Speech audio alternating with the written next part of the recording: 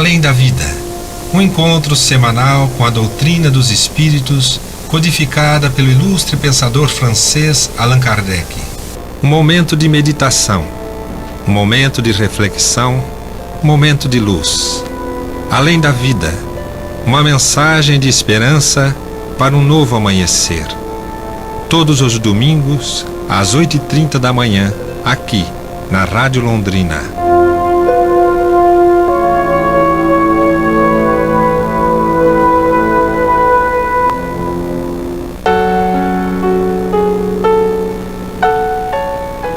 Bom dia, ouvintes da Rádio Londrina, do programa Além da Vida.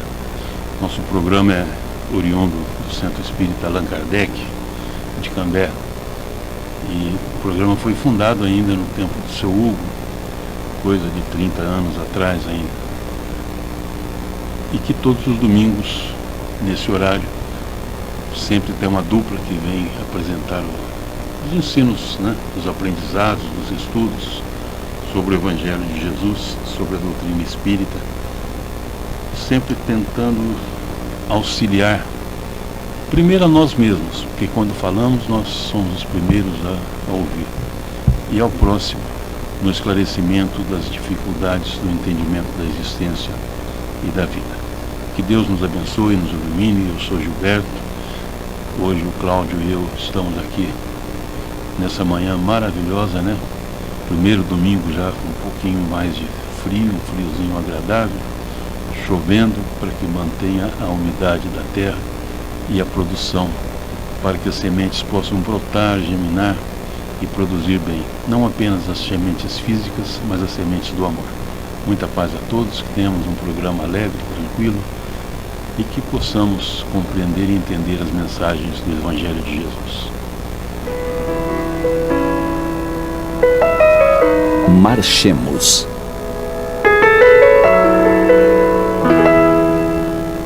É comum escutarmos que o mundo não tem jeito, que a sociedade enlouqueceu e que é difícil manter a fé presenciando tantas atrocidades. Se considerarmos tudo que vemos apenas sob a ótica da vida material, essa afirmação não chegaria a ser uma insensatez. Mas se mudarmos o ponto de vista para perceber o que é verdadeiramente a vida, essa ótica logo se desfaz. Nós somos seres espirituais vivendo uma experiência humana, e não seres humanos vivendo uma experiência espiritual. Isso significa que, criados por Deus, somos seres imortais. Vivemos várias existências corporais, conforme nos comprovam os inúmeros relatos de experiências de quase morte e das terapias de vidas passadas, que nos são informados por renomadas instituições de estudo e pesquisa. Assim, o mundo em que vivemos é reflexo de nós mesmos, das nossas qualidades e defeitos, do estágio evolutivo que alcançamos enquanto coletividade. Presentemente, estamos vivendo a transição de um mundo de provas e expiações que convulsiona e gradualmente se apaga para a aurora do mundo de regeneração. Duas realidades antagônicas que se entrechocam. Os evangelistas, sobretudo Mateus e Lucas, escreveram que no final dos tempos, ou seja, no final de uma era velha e início de uma nova, haveria fome, guerra e rumores de guerra, além de toda sorte de iniquidades. Esta é a realidade que ora vivemos. Qual então o caminho a seguir? Como manter a fé e a esperança vivendo nestes tempos permissivos e desafiadores? Quando Moisés deixou o Egito, liderando seu povo para a liberdade, em certo momento viu que estavam acampados de frente ao Mar Vermelho, tendo o exército do faraó na retaguarda e nos flancos, o deserto inclemente. O povo se inquietou e perguntou ao líder o que seria feito deles, culpando-o por tê-los arrastado para a morte e dizendo que teria sido melhor permanecerem escravos no Egito. Foi quando a voz que falava com Moisés lhe ordenou: diga ao povo que marche. E obedecendo a ordem, marcharam. O cenário atual da Terra assemelha-se em muito, mas em uma escala maior àquele momento único do povo hebreu. Em nossos flancos vemos os desertos da desesperança. Na nossa retaguarda encontramos toda sorte de dificuldades materiais e emocionais, causadas pelo egoísmo e pelo orgulho. Resta-nos apenas a oportunidade de marchar à frente com destemor. E marchar à frente é fazer a nossa parte neste novo mundo, construindo o reino de Deus no coração, afinando-nos com a nova realidade de paz e harmonia. Permanecendo fiéis aos propósitos superiores do bem com Jesus, independentemente da loucura que graça no mundo, estaremos engrossando a fileira dos bons. E onde o bem se estabelece, o mal deixa de existir, pois um fósforo ou uma pequena chama acesa na escuridão dissipa toda a treva.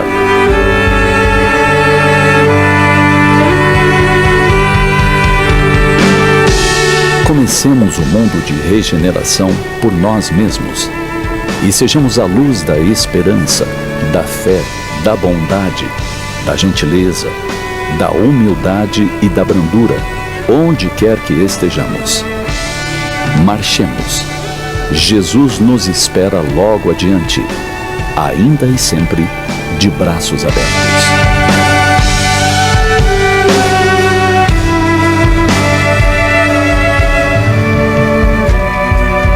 Os programas televisivos do Momento Espírita estão disponíveis no @canal Momento Espírita.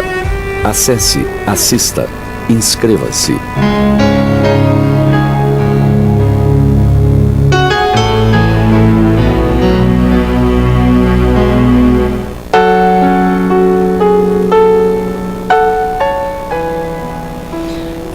Quem vos fala é Cláudio. Bom dia a todos, um bom domingo também. O título de hoje, Marchemos, é um momento de reflexão e nós estamos passando por isso. Nós estamos tendo exemplos hoje, diariamente, através do meio de comunicação. E num texto que eu procurei, que está em Carbachútil, Parábolas e Ensinos de Jesus.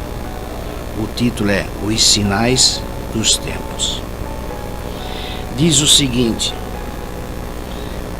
ao sair Jesus do templo, disse-lhe um dos seus discípulos: olha, mestre, que pedras e que edifícios. Disse-lhe Jesus: vê estes grandes edifícios? Não ficará pedra sobre pedra, que não seja derribada.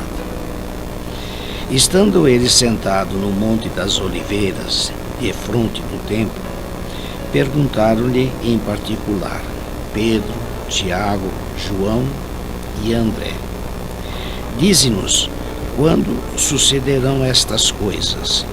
E que sinal haverá quando eles estiverem para se cumprir?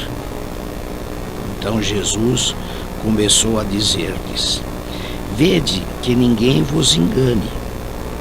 Muitos virão em meu nome dizendo: sou eu, e enganarão a muitos.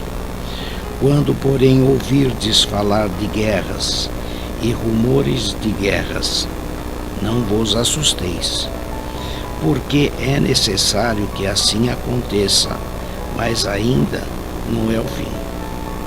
Pois se levantará nação contra nação, e reino contra reino.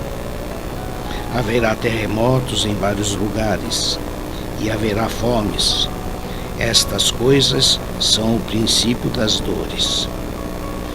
Estais vós de sobreaviso, pois hão de entregar aos tribunais, e sereis açoitados nas sinagogas, e haveis de comparecer diante dos reis e governadores por minha causa, para lhes servir de testemunho. Não é necessário que primeiro o Evangelho seja pregado a todas as nações.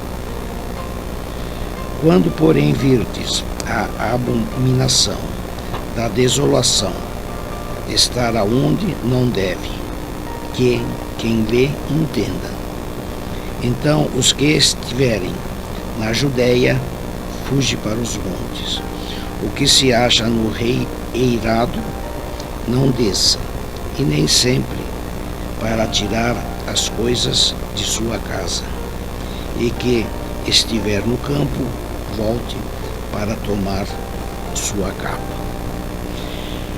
A gente começa a fazer uma reflexão sobre esse pedacinho aqui, dos sinais do tempo, e a gente traz agora para a nossa atualidade. O que está se passando com os nossos irmãos lá do Rio Grande do Sul, de Santa Catarina, né? A gente faz a seguinte pergunta, depois o Gilberto fará um comentário a esse respeito. Por que está acontecendo grandes catástrofes? Por que guerra, fome, catástrofes da natureza que está ocorrendo no planeta em várias regiões?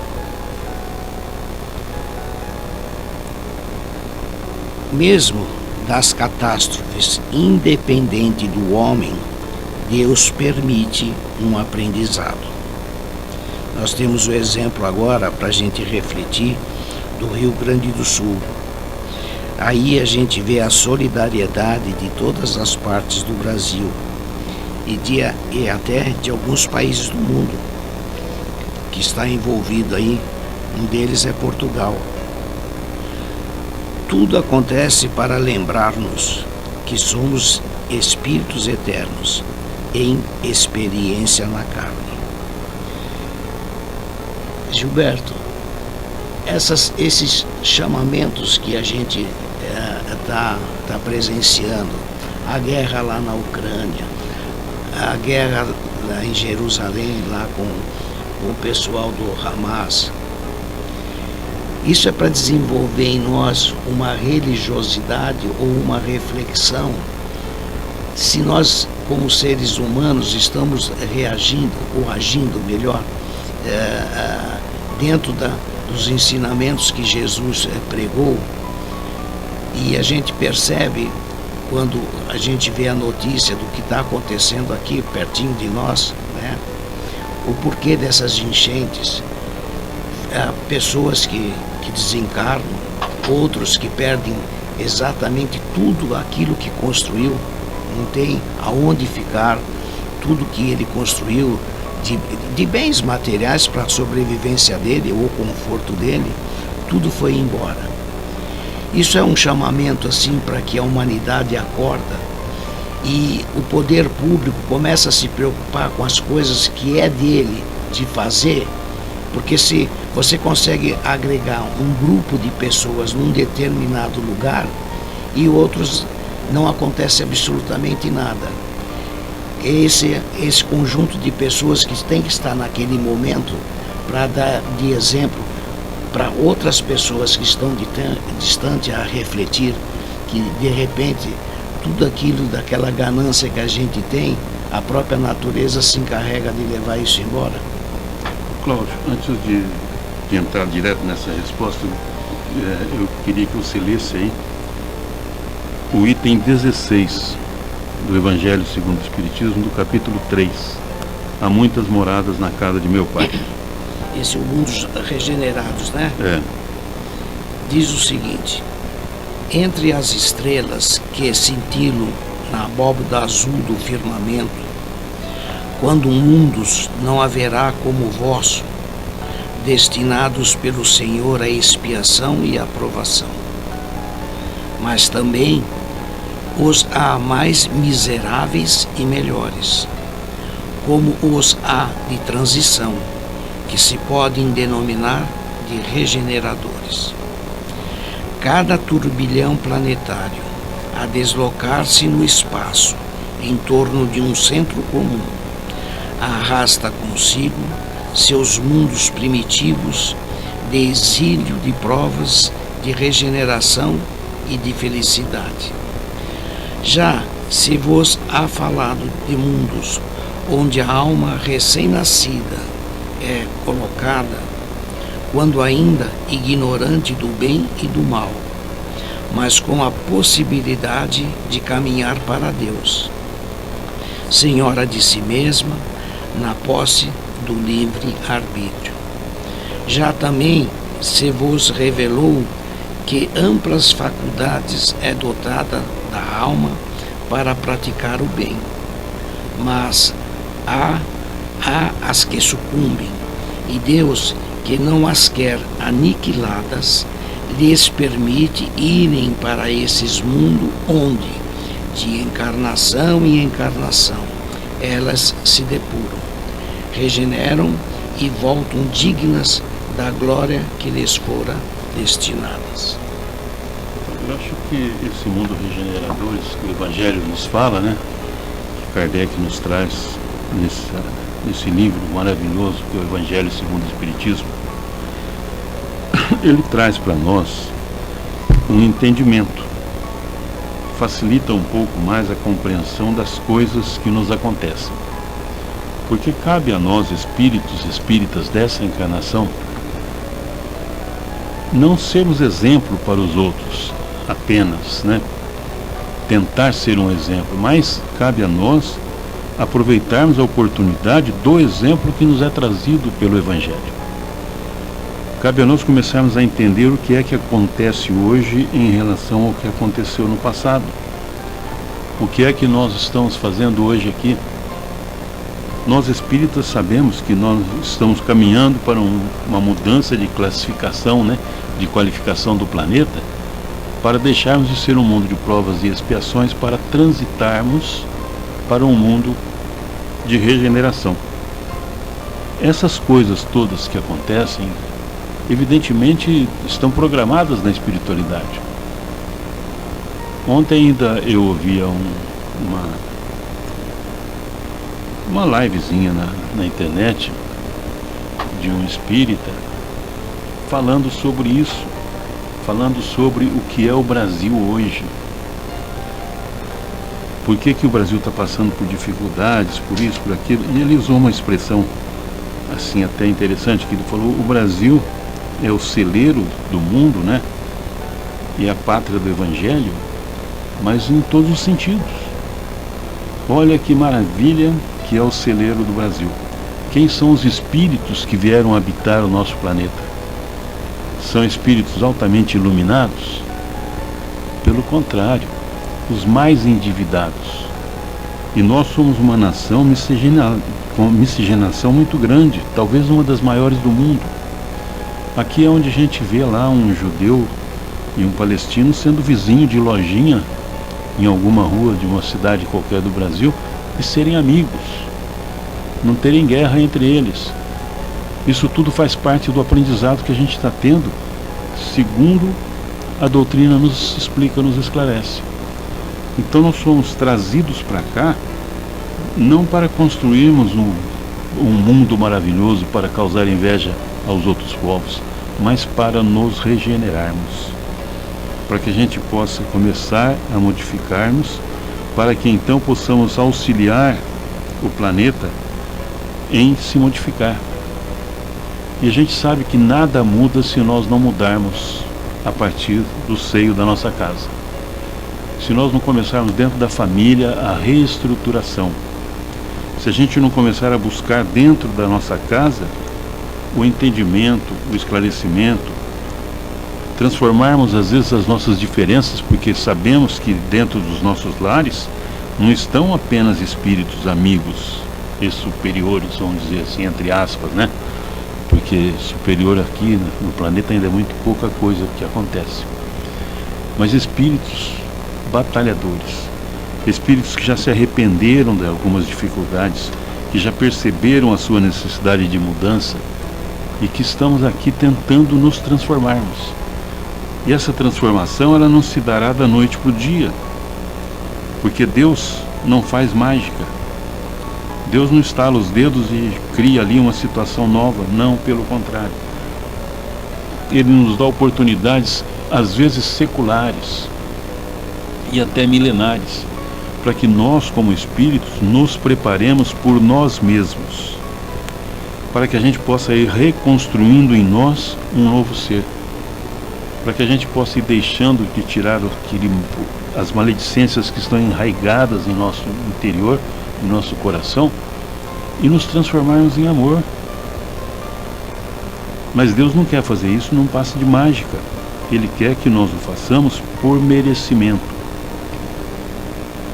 e não por indicação. Então, de repente, você vê ali alguém que está num nível, né, social, às vezes bem inferior ao seu, ao meu, ou de qualquer um, e às vezes a gente nem dá valor a ele. E aquele ser que ali está, às vezes é um espírito muito mais já evoluído do que aqueles que o julgam. E daí então vem Jesus e fala: não julgueis para que não sedes julgados. Tira a trava, né, a trave que está no seu olho, para que você possa então tirar o cisco do olho do outro. O que significa isso? Isso é apenas o termo regeneração em outra instância. É o regenerar-nos, modificar-nos. É quando a gente começa a perceber a necessidade do arrependimento, a necessidade da mudança, da reconstrução. Quando a gente começa a perceber que nós somos espíritos, desculpa, aprendizes, que nós somos espíritos ainda altamente endividados, devedores, e nos reunimos e nos congregamos em famílias. Às vezes a gente vê famílias que são pacíficas e às vezes famílias que vivem em guerra. Como o Cláudio perguntou agora há pouco, a guerra da Ucrânia com a Rússia, quem são os russos e quem são os ucrânios? Os ucranianos são seres filhos de um mesmo pai. Todos somos seres humanos com diferenças sociais momentâneas. Por que diferença social momentânea? Porque nós ainda estamos batalhando pelo materialismo, onde um quer se sobrepor ao outro. Mas Deus não nos criou ninguém. Não há um espírito nesse mundo, nesse universo, que Deus não tenha criado e dado a ele a oportunidade de auto-melhoramento. E a gente começa então a falar de regeneração. Esses povos que estão em guerras, em qualquer lugar do mundo, estão tentando remover de dentro de si aqueles ódios seculares que estão ali. Ódios de raça que não se aceitam, que não se admitem, que não se suportam. E por isso mesmo são vizinhos. São povos vizinhos um do outro. Eles não se suportam, mas são vizinhos. Moram ali do lado um do outro e vão aos poucos, nas fronteiras, se misturando. Uma hora um vai para lá, outra hora o outro vem para cá, e aos poucos Deus vai deixando que as oportunidades aconteçam e as escolhas também. E aqueles que já escolheram passar as fronteiras das dificuldades, atravessar esses limites físicos que nos impõem na espiritualidade a necessidade de mudança, já estão caminhando para uma melhora imediata, para uma melhora. E quando se fala em imediato, em rapidez, em termos espirituais, nós não estamos falando de 2 ou 3 horas, estamos falando às vezes de alguns séculos. Porque Deus nos dá a oportunidade e deixa que as coisas aconteçam, não é na área física, através da guerra e da luta, para que as coisas aconteçam dentro dos nossos corações, para que as mudanças comecem ali. E quando nós, povos vizinhos, começamos a entender que o outro tem 2 braços, 2 pernas, 2 olhos, né? Tem uma cabeça, um coração, como eu, como você, como qualquer um de nós, e começa a entender que isso não pode ser criação de uma explosão atômica do universo, de algum planeta, de algum sol, que isso tudo tem que ter um planejamento, e que dentro desses corpos que habitamos, e tem que existir algo maior, que é o Espírito. e que hoje as religiões, os povos já estão admitindo que a espiritualidade esteja em crescimento, que esse entendimento de que o Espírito existe e vai continuar cada dia mais e melhor na busca da sua recuperação, porque todos nós fomos criados simples e ignorantes, com o objetivo de nos tornarmos simples e capacitados. E aí a gente começa a capacitar aonde, Cláudio? Dentro da nossa casa, aprendendo a amar um ao outro, marido e mulher, aprendendo a respeitar o amor pelos filhos, codificando e decodificando as nossas dificuldades para que nós possamos superá-las com entendimento, com compreensão, com mudança, mas sobretudo com aceitação. Eu me aceito, e a partir da hora que eu me aceito, eu começo então um processo de regeneração dentro de mim, como espírito, em busca de compreender o outro. E é aí que vem Jesus e nos deixa bem claro no Evangelho: quando alguém te ofender, quando alguém te bater na face direita, oferece também a outra. Não é dar o rosto para o outro bater, não é levar um soco, um tapa. Oferece-lhe a outra face. Qual a outra face? A face do entendimento, a face da compreensão, da mudança, da capacidade do raciocínio, da capacidade de aceitação, para que o outro perceba que do lado da raiva, do ódio físico e da expressão às vezes material de um tapa, de uma ofensa, pode ter a outra face, a face da pacificação, aonde você possa mostrar ao outro que ele pode gradativamente ir se modificando. Então ofereça-lhe outra face, não é dar o rosto do lado esquerdo para o outro e falar, não, pode bater à vontade, não é isso. É mostrar ao outro que você também tem um lado já começado a modificar, deixando a aceitação, a mudança, a interiorização da paz, da harmonia, buscando dar e compreender o que é o amor. E através disso a gente começa esse processo dos mundos regeneradores. Eu começo a me regenerar, e a hora que eu estiver melhorzinho, eu ajudo o meu filho, ajudo minha companheira, meu companheiro, meu parceiro de vida, ajudo o meu próximo. É dar a outra face. Porque quando Jesus nos fala, se alguém quer lhe tomar a vossa túnica, ofereça o vosso manto, ou vice-versa. Caminha com ele, ao invés de 1000 passos pedidos, 2000. Significa que você possa vir reencarnar e encarnar, reencarnar e encarnar novamente, inúmeras vezes, até que o outro se convença e perceba e entenda que você pode viver em paz. E quando nós nos encontramos como casais na vida, quando nós nos encontramos como parceiros de uma existência, a gente vai construindo a paz. A gente vai dando o manto para que o outro possa se cobrir também. E quando nós dois nos cobrirmos com o mesmo manto, nós vamos cobrir os nossos filhos com amor, com respeito, com dignidade. Independente de termos ou não dinheiro, de termos bens materiais, nós podemos dar amor na simplicidade. Porque muitas vezes dentro de um lar extremamente simples e humilde, a felicidade é muito maior do que dentro de um palácio, onde todo o conforto material não traz serenidade. Então, meus irmãos, dai a outra face. Andai com o outro 1000 passos a mais. Significa regenerar-se, modificar-se, reconstruir, fazer de nós seres melhores do que éramos ontem, com grandes possibilidades de cada dia melhor. Então a gente entende que quando Jesus transformou a água em vinho, Jesus não o fez para mostrar que ele era mágico. Ele transformou as dificuldades em alegrias. Esse é o significado da água em vinho, da água transformada em vinho, da melhor qualidade.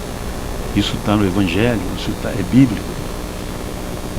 Jesus transformou a água em vinho da melhor qualidade, para que fosse dado e servido aos seus aos convidados daquela festa, já na segunda fase da festa, no final, quando todos nós deixávamos, né, o melhor vinho para o começo, para que todos se envolvessem, para que todos sentissem aquele sabor e não percebessem depois que o vinho de má qualidade estava sendo servido no final, que eram as desarmonias, os desequilíbrios causados às vezes pelos excessos da vida, que Jesus fez, deixou o melhor vinho para o final, deixou a parte boa para depois que nós estivéssemos cansados de lutarmos, de guerrearmos, de os agredirmos, de os matarmos e de nos ofendermos.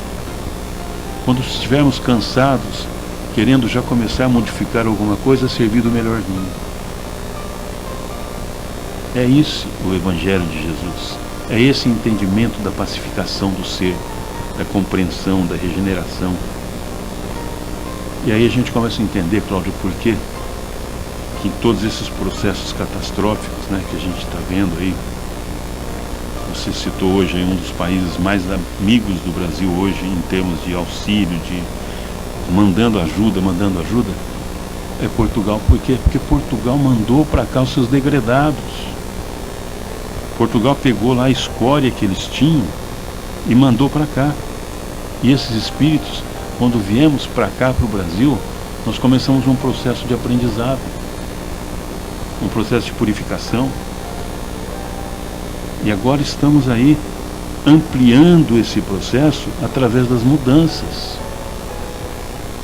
das dificuldades. O que ocorreu no Rio Grande hoje, no Rio Grande do Sul hoje, né, que a gente vê aí, praticamente quase que acabou com o Estado. Um Estado com poder material muito grande, de altíssima produção industrial. Tudo isso paralisado pelas forças da natureza, aonde o homem não tem controle, aonde o homem precisa da natureza para poder crescer, para poder aprender, para poder sobreviver. Vem a natureza e faz uma limpa, destrói um patrimônio material imenso, mas cria dentro dos corações dos sobreviventes a oportunidade do aprendizado, a oportunidade da aceitação, da humildade. Aqueles ricos, grandes industriais, produtores, comerciantes, que perderam praticamente tudo e que hoje vão estar lá aceitando a ajuda de um país inteiro e de um mundo que tem mandado ajuda material através do alimento, através do medicamento, da água e das roupas usadas. Muitos daqueles que se orgulhavam das etiquetas que traziam com destaque no seu peito, mostrando a marca, a qualidade da sua roupa, hoje vão usar com agradecimento a Deus roupas utilizadas por outras pessoas. Olha que grandiosidade de lição para o espírito nós estamos tendo a oportunidade de vivenciar, para que o outro aprenda a humildade, para que aprenda a agradecer a simplicidade daquilo que está recebendo. Então, meus irmãos, não tenhamos o fato do Rio Grande do Sul como um castigo de Deus, e sim como uma oportunidade de mudança. Aqueles que recebem na mudança de poderem aprender com a dificuldade, aprender com o amor que dedicou ao outro. E aqueles que podem doar e mandar as suas coisas para lá, não é para mandar lixo, é para mandar coisas úteis. Não é para mandar xingamentos, é para mandar mensagens de paz, através das mais variadas oportunidades. Para aqueles que podem mandar alguma coisa, para que deem do coração, principalmente porque não vai aparecer ninguém em lugar nenhum. Você doou um casaco, uma blusa, uma meia, um sapato, 1 quilo de alimento, ninguém vai saber que foi você que mandou. Esse é o ato do amor que a gente costuma dizer que está na mesa mediúnica.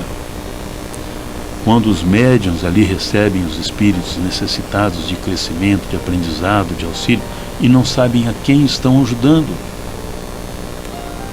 É essa energia do amor que está brotando dentro de todos nós brasileiros e de tantas outras nações que têm buscado corrigir as suas dificuldades através da doação, da orientação e da aceitação. Isso chama-se paz, isso chama-se amor. A dificuldade Deus permite que aconteça para que nós aprendamos a trabalharmos, a anular, a modificarmos as coisas que nos acontecem. Mas sobretudo, meus irmãos, o agradecimento pelo aprendizado, o agradecimento pelas dificuldades superadas. Nós que somos pais, que somos hoje avós, olha a alegria que a gente tem quando a gente vê um filho, um neto que estava doente, que estava na cama, que estava mal, melhorando, passando a sua fase difícil, das febres, das dificuldades, e começar a respirar novamente. Olha a alegria que a gente sente em ver as nossas crianças se renovando fisicamente com as oportunidades que são trazidas. É essa alegria que Jesus, que Deus nos está dando nesse momento das dificuldades dos nossos irmãos gaúchos. Não é só eles que estão passando por dificuldades, não. Nós também estamos passando. Quantos de nós não rezam todos os dias pedindo a Deus que isso não aconteça aqui? Por quê? Porque nós ainda não estamos preparados 100% para dizer que somos regenerados, que estamos regenerados. Nós ainda precisamos do sofrimento para que a gente possa mudar as nossas opiniões e os nossos sentimentos. Que Deus continue a nos dar oportunidades e a permitir que nós possamos compreender e entender, né, Cláudia, essa modificação. Eu estava, enquanto você está falando, desculpa, eu estava lendo um texto aqui que cabe muito bem nesse momento em que a gente está vivenciando. E é a continuação daquele que nós lemos há pouco, o item 16. Aqui tem um parágrafo do 17, não todo ele, mas uma parte diz assim: nesses mundos, todavia, ainda não existe a felicidade perfeita, mas a aurora da felicidade. O homem lá é ainda de carne, e por isso sujeito às vicissitudes de que, libertos, só se acham os seres completamente desmaterializados. Ainda tem de suportar provas, porém, sem as pungentes angústias da expiação. Comparados à Terra, esses mundos são bastante ditosos, e muitos dentre vós se alegrariam de habitá-los, pois que eles representam a calma após a tempestade, a convalescença após a moléstia cruel. Contudo, menos absorvido pelas coisas materiais, o homem divisa melhor do que vós o futuro. Compreende a existência de outros gozos prometidos pelo Senhor, aos que deles se mostram dignos, quando a morte lhes houver de novo ceifado os corpos, a fim de lhes outorgar a verdadeira vida.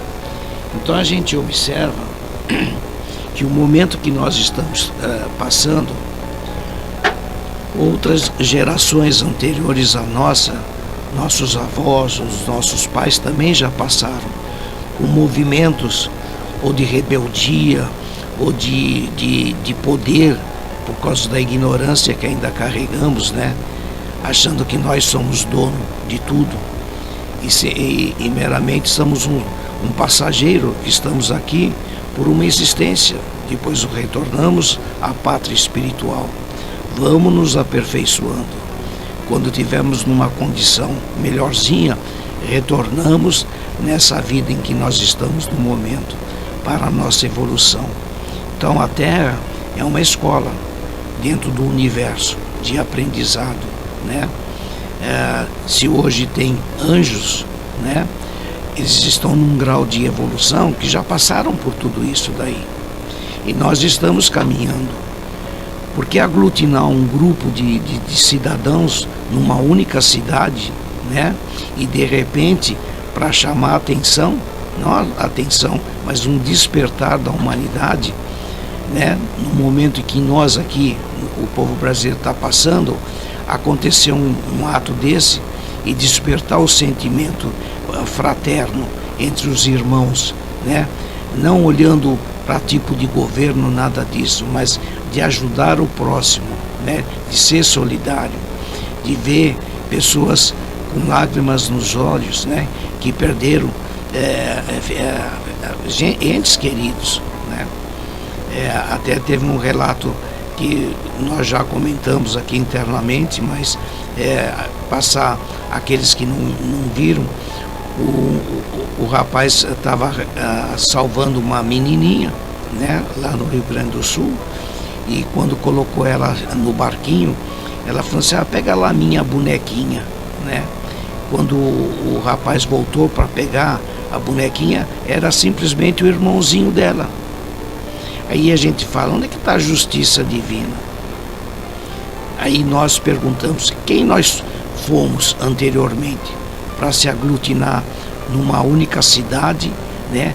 Ou ali no caso várias cidades totalmente destruídas, mas a gente ainda vê criaturas ali, um senso de fé, de coragem, que diz: nós vamos reconstruir. Vai demorar um pouquinho, mas nós vamos. Quer dizer, fé de seguir adiante, né? Superar as calamidades. E elas vêm na realidade para um despertar daqueles extremamente materialistas, né? Quer dizer, você disse muito bem, aqueles que tinham aquelas roupas finas, hoje está doando para criaturas, ou aquelas que tinham roupas finíssimas e passam por essa dificuldade, vai ter que usar roupas usadas, né? E não tem, ela vai ter que rever os sentimentos dela, da sobrevivência, né? Então, isso é um despertar para a gente que ainda é orgulhosos, ignorante das coisas ainda de Deus, né? E desperta uma legião de criaturas, né? Então, esse é o nosso caminho, é o caminho da regeneração, para a gente ir para mundos felizes. Mas a caminhada é longa.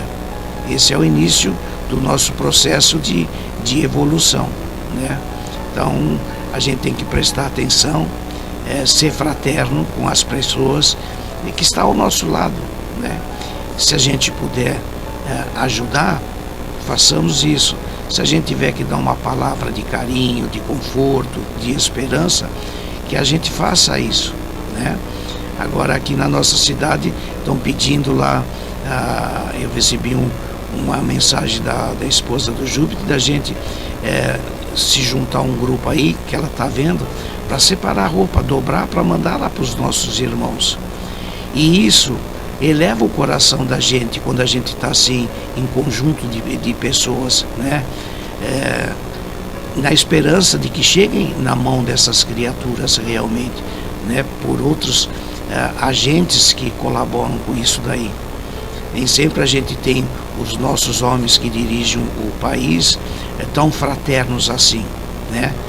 A gente repara às vezes muito egoísmo, e o povo não, o povo ele é fraterno. E o Brasil, que está escrito lá como pátria do Evangelho e o coração do mundo, é uma verdade, porque a gente é fraterno. Então, nessas horas, juntam-se as cidades, né? Cada região, seja lá do norte, seja daqui do centro-oeste, não importa, todos são solidários com aquilo que eles possam ajudar o próximo. Eu acho que esse é o nosso caminho da regeneração, né? E é o que diz o título de hoje, é a maneira de nós marcharmos para a nossa evolução. Então, Cláudio, quando a gente fala de regeneração, a gente começa a ver, né, a grandiosidade do coração brasileiro. Falávamos agora há pouco, Portugal mandou para cá os debredados, né? Os piorzinhos que eles tinham lá, entre aspas, porque tinha muita gente pior que os debredados que eram da alta, da nobreza, que lá ficava. E todos nós que viemos para cá, viemos para nos modificarmos. Aí a gente até uma certa forma, nós aqui do Sul, né, às vezes nos enxergamos como melhores que o nordestino, em função de desentendimentos, né, de que a pobreza lá é maior, mas lá também já foi um mundo de muito poder, de muita coisa. Mas a gente vê o seguinte, que nessa hora da dificuldade do Rio Grande, que é um dos estados mais ricos do país em termos de produtividade, o Nordeste está mandando sua contribuição, está mandando o que eles podem mandar para ajudar os necessitados de hoje do Rio Grande, como já foi feito várias vezes o inverso. Isso chama-se solidariedade. Solidariedade é o empenho que nós temos de podermos tentar auxiliar alguém. E o grande feito da solidariedade é que a gente fica anônimo. E o anonimato é o que não saiba a mão esquerda o que fez a mão direita. Mas o importante é que quando façamos essa doação, quando a gente ajuda, a gente descobre que tem inúmeras outras formas de ajudar. E uma delas, que é a grande fórmula também de ajuda, é através da prece, da orientação, do encaminhamento espiritual, essa oportunidade maravilhosa que nós brasileiros estamos tendo hoje de fazermos as preces por aqueles que a gente não conhece, nunca viu, talvez nunca vejamos, mas que queremos bem porque são nossos irmãos brasileiros, como queremos bem a todos os países do mundo porque são nossos irmãos em humanidade, todos nós filhos de um mesmo Deus. E a gente tem que, de mãos postas, né, agradecer a Deus pela oportunidade de podermos dar as mãos ao próximo, mas sobretudo quando recebermos ajuda, sabermos agradecer. A gente vai construindo um novo homem, a gente vai construindo um novo ser, um novo mundo aqui, neste momento. Que Deus nos abençoe. O nosso tempo está vencendo, a gente acaba não falando nem metade do que gostaria de ter falado. Nosso tempo está vencendo, temos ainda a mensagem de Zé Antônio. Agradecemos a Deus Pai pela oportunidade desse momento, e a todos vocês que nos ouviram, que possam também nos auxiliar a termos um dia de paz, de harmonia e de compreensão. Muita paz a todos. Um abraço fraterno a todos os nossos companheiros e amigos e ouvintes da Rádio Londrina. Um bom domingo. Hoje nós vamos abordar um fato muito interessante que ocorreu na vida do mestre lionês, professor Rivail, Allan Kardec, onde ele pôde colocar na prática tudo o que ele aprendera com os espíritos superiores, que fora transformado em livros, livro dos espíritos, livro dos médios, nas questões ligadas às obsessões, que são as influências espirituais negativas sobre as pessoas, a fluidoterapia, a ação dos espíritos superiores nos processos de auxílio no tratamento das obsessões. É muito importante esse fato que Allan Kardec registra na Revista Espírita, uma revista que ele trouxe a lume mensalmente desde o ano de 1858, um ano após ter surgido o Livro dos Espíritos, e foi editado até 1869, ano da sua desencarnação. Então Allan Kardec narra em dezembro de 1863 a história de uma jovem que foi envolvida já havia alguns meses por um espírito tenaz, cheio de ódio, desejo de vingança, que tentava matá-la através dela mesma. Esse espírito a incorporava, tomava suas energias, sua vontade e tentava enforcá-la. Então ela entrava num quadro de domínio espiritual tão intenso que Allan Kardec definiu aquele quadro como um quadro de possessão, que é o quadro em que um espírito inferior toma domínio sobre uma pessoa no grau máximo de subjugação possível. E aquele processo estava muito desgastante, a mocinha foi definhando, já estava em condições lastimáveis, bem frágeis. A família buscara vários tipos de auxílio e já haviam vários magnetizadores tentando ajudá-la, sem nenhum sucesso. Então a família recorre ao professor Rivail, que nós conhecemos como Allan Kardec pelos pseudônimo que ele assina nas obras espíritas, mas lá na França, em Paris, ele era o professor emérito professor de Ivaí. E ele foi àquela casa daquela família, se deparou com uma cena muito interessante, se não curiosa, em que estava a jovenzinha totalmente atormentada, envolvida por aquela entidade negativa, e ao lado dela um outro jovem magnetizador que impunha as mãos e ditava a ela uma doutrina um tanto estranha, tanto que Allan Kardec ficou muito preocupado. Qual era a doutrina desse jovem? Esse jovem dizia assim: minha irmã, não existe espíritos superiores em torno da Terra, porque eles são muito etéreos, eles vão embora. Olha, começa por aí, já dizendo que não há socorro espiritual em torno da Terra. Só ficam na Terra os espíritos inferiores, mas eu tenho poder sobre eles e eu vou afastá-los. Então Allan Kardec foi assistindo aquilo e observou, na presunção daquele jovem, naquela doutrina que o próprio Allan Kardec chama de demoníaca. Por quê? Porque ele fica dando valor para os espíritos inferiores, dizendo que não existem espíritos superiores. Então ele irradiava um fluido negativo, um fluido que energizava mais a entidade espiritual do que a jovenzinha que necessitava do socorro.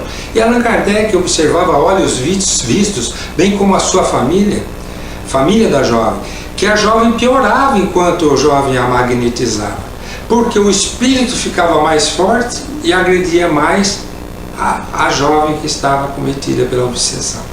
Então Allan Kardec pede à família que interrompa o processo, se aproxima do jovem e diz para ele parar aquilo que ele está fazendo, que ele estava se responsabilizando pela saúde daquela jovem e correndo o risco de fazer com que ela viesse a falecer por conta do que ele estava fazendo. Ele se assustou, parou, se afastou. Isso tudo está registrado na Revista Espírita. Tem gente que tem dificuldade de acompanhar a Revista Espírita, e foi lançado pela Federação Espírita Brasileira uma compilação de todos aqueles livros da Revista Espírita em 3 livros, chamado Tesouro Inestimável. Aqui você vai encontrar essas histórias, pelo menos 40% da Revista Espírita estão aqui compilados, analisados com muito carinho pelo Alessandro Viana e editado pela Federação Espírita Brasileira. Então ali vocês vão encontrar essa história. E Allan Kardec então consegue afastar aquele jovem, se aproxima e muda a doutrina. Ele apresenta para aquela jovem que está em sofrimento, que tenta falar junto com o espírito que fala através dela. Ele vai apresentar uma doutrina consoladora, uma doutrina que dá força. Ele diz assim: minha irmã, fique tranquila, nós não estamos desamparados aqui na Terra. Quanto mais se elevam os espíritos, mais eles têm o prazer em ajudar. E eles não se afastam de nós, os verdadeiros necessitados. Ao contrário, eles se aproximam e fazem de tudo para que a gente consiga resolver os problemas da maneira mais salutar possível. Por isso eu posso lhe afirmar, você não está desamparado, nem esta casa, nem esta família, ninguém. Neste momento você está circundada por benfeitores que oram por você e pelo espírito que a persegue, porque eles são imparciais. Eles não ajudam um a favor de um, eles não são a favor de um contra o outro, ao contrário, eles são a favor de todos. Então eles vão ajudar tanto o espírito perseguidor quanto você que está em sofrimento. Então eu vou pedir a você que eleve seu pensamento, faça uma prece ao Criador, agradecendo a bênção do socorro, mas peça por essa inimiga espiritual. Era o espírito de uma mulher.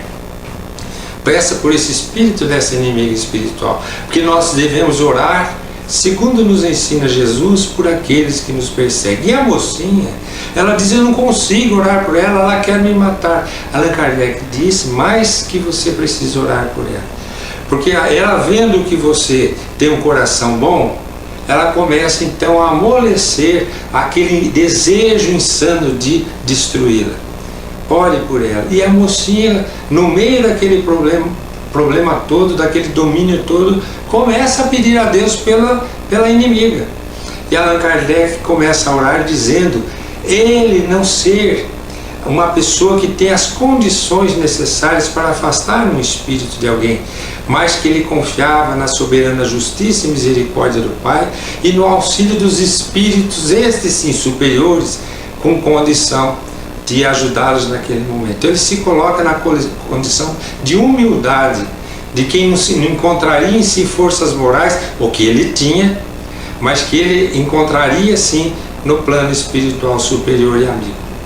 Então Allan Kardec, fazendo esta prece, impõe as mãos, magnetiza a jovem e, irradiando um fluido melhor do que aquele do espírito inferior, ele vai tirando aquela ação daquele espírito negativo sobre a jovem, neutralizando aquela ação. De uma maneira mais eficiente, ele consegue então afastar aquela entidade, não sozinho, com o auxílio dos espíritos superiores, e então consegue revitalizar a jovem, que naquele momento já se sente mais fortalecida. Então o conhecimento de Allan Kardec das orientações doutrinárias sobre a qualidade dos fluidos, sobre a lei de amor que está em todo o universo, na Terra, em todos os lares, a lei da caridade, tudo que Allan Kardec tinha aprendido, ali ele colocar em prática.